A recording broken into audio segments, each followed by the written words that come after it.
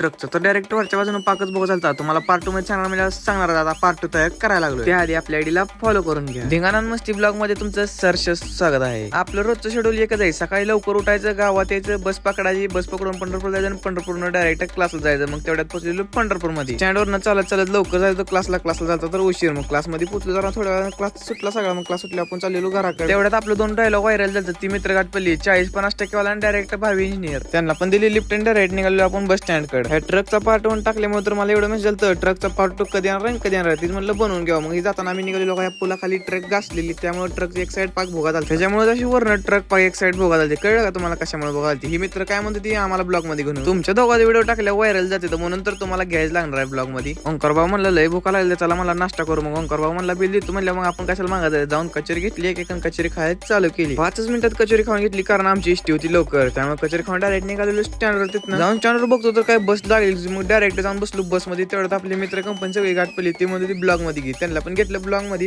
तिथनं पुचलो डायरेक्ट गावात गेले तर नारे भाऊ डायरेक्ट गाठ पडला, मला घे म्हणला ब्लॉग मध्ये. त्याला पण घेतलं. विशाल भाऊ बसलेला, विशाल भाऊला पण घेतलं. अजून मित्र कंपनी मिळते त्यांना पण घेतलं ब्लॉग मध्ये. तिथनं आपण निघालो घराकडे चालत. तेवढ्यात आपला मित्र गाठ पडला, त्यानं दिली आपल्याला लिफ्ट. मग डायरेक्ट तिथनं निघालो घराकडे. घरी जात असताना हे पण गाठ पडलं. पियुषला पण घेतलं ब्लॉग मध्ये. आजच्या ब्लॉगचं तर शेवट आपण भेटू पुढच्या ब्लॉग मध्ये. आपल्या आयडीला फॉलो केलं तर लवकरात लवकर फॉलो करून घ्या.